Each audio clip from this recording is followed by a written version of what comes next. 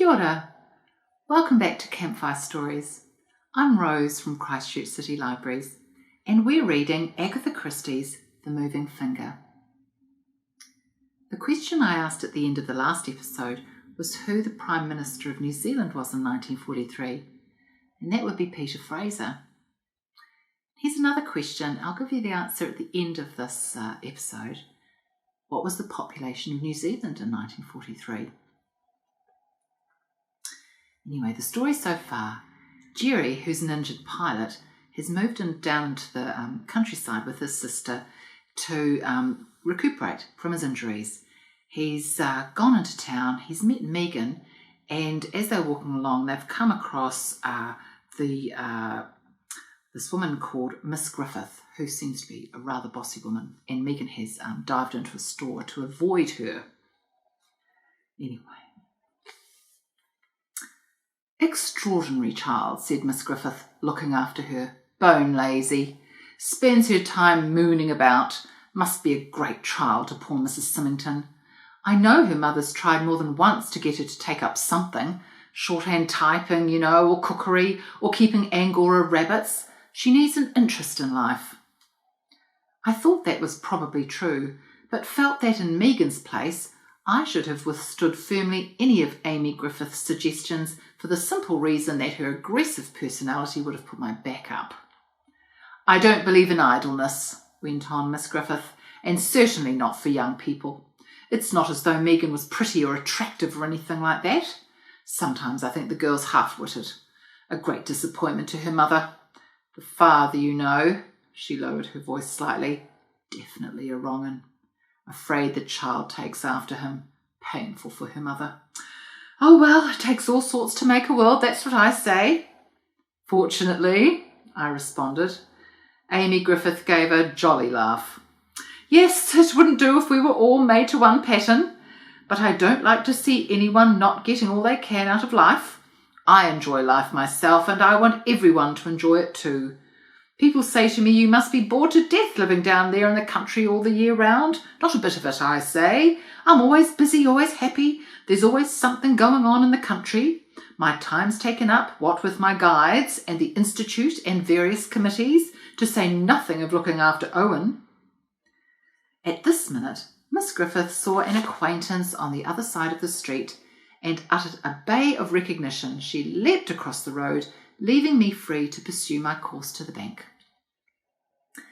I always found Miss Griffith rather overwhelming, though I admired her energy and vitality, and it was pleasant to see the beaming contentment with her lot in life which she always displayed, and which was a pleasant contrast to the subdued complaining murmurs of so many women.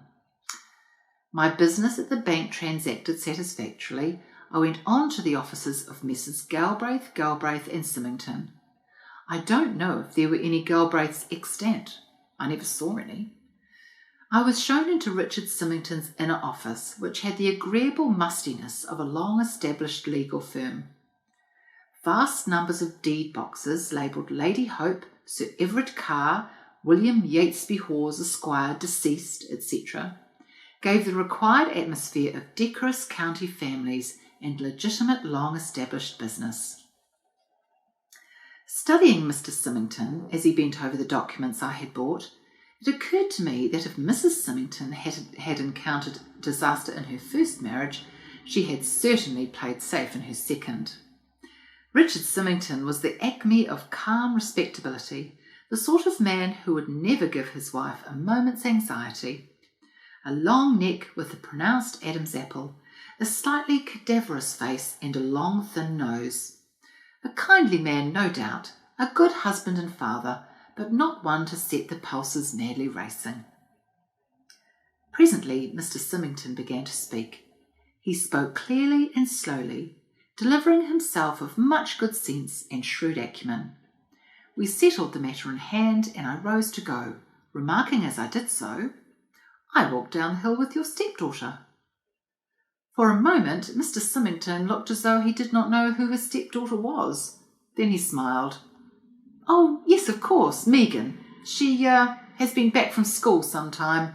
We're thinking about finding her something to do. Yes, to do. But of course she's very young still and backward for her age, so they say. Yes, so they tell me. I went out.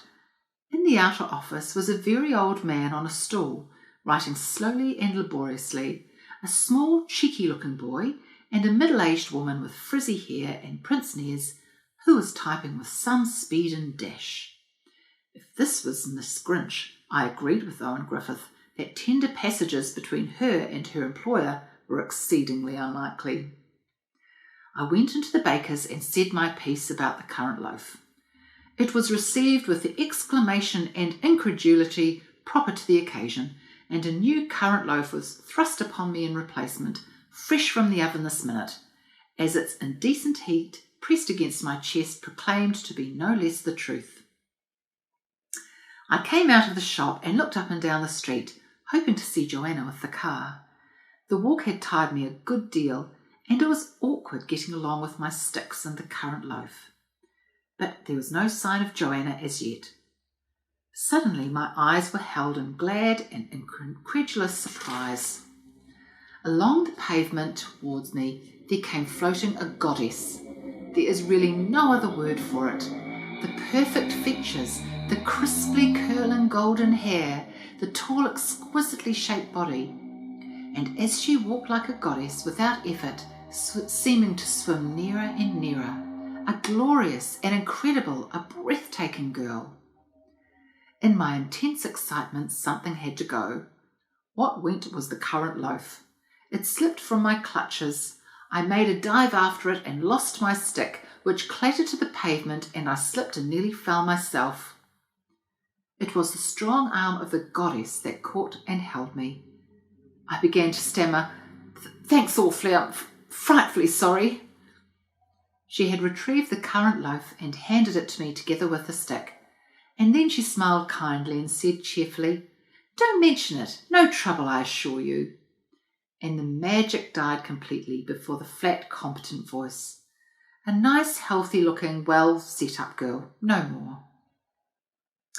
I fell to reflecting what would have happened if the gods had given Helen of Troy exactly those flat accents. How strange that a girl could trouble your innermost soul so long as she kept her mouth shut, and that the moment she spoke the glamour could vanish as though it had never been. I had known the reverse happen, though. I had seen a sad little monkey-faced woman whom no one would turn to look at twice. Then she opened her mouth, and suddenly enchantment had lived and bloomed, and Cleopatra had cast her spell anew. Joanna had drawn up at the curb beside me without my noticing her arrival. She asked if there was anything the matter. "Nothing," I said, pulling myself together. "I was inflicting of Helen of Troy and others." "What a funny place to do it," said Joanna. "You looked most odd, standing there clasping currant bread to your breast with your mouth wide open."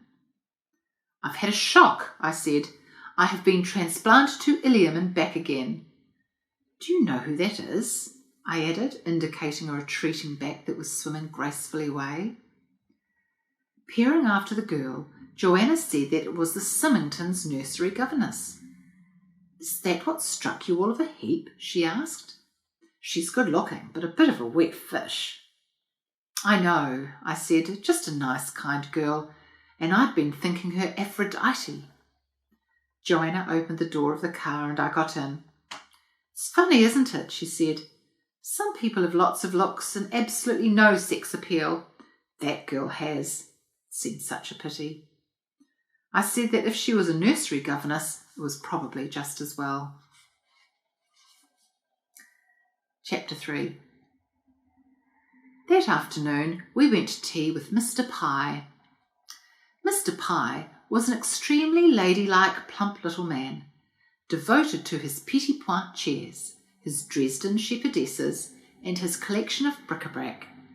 He lived at Pry's Lodge, in the grounds of which were the ruins of the old priory. Pry's Lodge was certainly a very exquisite house, and under Mr. Pye's loving care it showed to its best advantage. Every piece of furniture was polished and set in the exact place most suited to it. The curtains and cushions were of exquisite tone and colour, and of the most expensive silks. It was hardly a man's house, and it did strike me that to live there would be rather like taking up one's abode in a period room at a museum. Mr. Pye's principal enjoyment in life was taking people round his house. Even those completely insensitive to their surroundings could not escape. Even if you were so hardened as to consider the essentials of living a radio, a cocktail bar, a bath and a bed surrounded by the necessary walls, Mr. Pye did not despair of leading you to better things. His small plump hands quivered with sensibility as he described his treasures, and his voice rose to a falsetto squeak as he narrated the exciting circumstances under which he had brought his Italian bedstead home from Verona. Joanna and I, both being fond of antiquities and of period furniture, met with approval. It is really a pleasure, a great pleasure, to have such an acquisition to our little community. The dear good people down here, you know, so painfully bucolic, not to say provincial. They don't know anything. Vandals, absolute vandals. And the inside of their houses, it would make you weep, dear lady. I assure you it would make you weep. Perhaps it has done so. Joanna said that she hadn't gone quite as far as that. But you see what I mean? They mix things so terribly. I've seen with my own eyes a most delightful little Sheraton piece, delicate, perfect, a collector's piece, absolutely. And next to it on a Victorian occasional table, or quite possibly a fumed oak revolving bookcase. Yes, even that, fumed oak. He shuddered and murmured plaintively, "Why are people so blind?" You agree, I'm sure you agree, that beauty is the only thing worth living for. Hypnotised by his earnestness, Joanna said, Yes, that was so. Then why, demanded Mr. Pye, do people surround themselves with ugliness? Joanna said it was very odd. Odd? It's criminal. That's what I call it, criminal. And the excuses they give. They say something is comfortable, or that it is quaint. Quaint? Such a horrible word. The house you have taken, went on Mr. Pye, Miss Emily Barton's house, now that is charming, and she has some quite nice pieces, quite nice. One or two of them are really first class, and she has taste too, although I'm not quite so sure of that as I was. Sometimes I am afraid I think it's really sentiment. She likes to keep things as they were, but not for le bon motif, not because of the resultant harmony. But because it's the way her mother had them. He transferred his attention to me, and his voice changed. It altered from that of the rat artist to that of the born gossip. You didn't know the family at all? No, quite so, yes, through house agents. But my dears, you ought to have known that family. When I came here, the old mother was still alive. An incredible person, quite incredible. A monster. If you know what I mean, positively a monster. The old-fashioned Victorian monster, devouring her young. Yes, that's what it amounted to. She was monumental, you know, must have weighed 17 stone, and all the 5 daughters revolved around her. The girls, that's how she always spoke of them, the girls. And the eldest was well over 60 then. Those stupid girls, she used to call them sometimes. Black slaves, that's what they were. Fetching and carrying and agreeing with her. 10 o'clock they had to go to bed, and they weren't allowed a fire in their bedroom, and as for asking their own friends to the house, that would have been unheard of. She despised them, you know, for not getting married, and yet so arranged their lives that it was practically impossible for them to meet anybody. I believe Emily, or perhaps it was Agnes, did have some kind of an affair with a curate, but his family wasn't good enough, and Mamma soon put a stop to that. Sounds like a novel, said Joanna. Oh, my dear, it was. And then the dreadful old woman died, but of course it was far too late then. They just went on living there and talking in hushed voices about what poor Mamma would have wished. Even repapering her bedroom they felt to be quite sacrilegious. Still, they did enjoy themselves in the parish in a quiet way, but none of them had much stamina, and they just died off one by one. Influenza took off Edith, and Minnie had an operation and didn't recover, and poor Mabel had a stroke. Emily looked after her in the most devoted manner. Really, that poor woman has done nothing but nursing for the last 10 years. A charming creature, don't you think? Like a piece of Dresden. So sad for her, having financial anxieties. But of course, all investments have depreciated. We feel rather awful being in her house, said Joanna. No, my dear young lady, you mustn't feel that way. Her dear good Florence is devoted to her, and she told me herself how happy she was to have such nice tenants. Here Mr. Pye made a little bow. She told me she thought she had been most fortunate. The house, I said, has a very soothing atmosphere.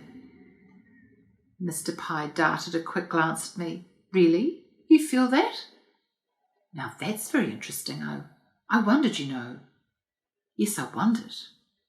What do you mean, Mr. Pye? Asked Joanna. Mr. Pye spread out his plump hands. Nothing. One wondered, that is all. I do believe in atmosphere, you know, people's thoughts and feelings. They give their impression to the wall and the furniture. I did not speak for a moment or two. I was looking around me and wondering how I would describe the atmosphere of Pye's lodge. It seemed to me that the curious thing was that it hadn't any atmosphere. That was really remarkable. I reflected on this point so long that I heard nothing of the conversation going on between Joanna and her host. I was recalled to myself, however, by hearing Joanna uttering farewell preliminaries. I came out of my dream and added my quota. We all went out into the hall. As we came towards the front door, a letter came through the box and fell on the mat. Let's leave it there. Thanks for joining me. Have a great day. Oh, and the answer to the question, how many people were living in New Zealand in 1943, there was just over 1.6 million. See you again next time.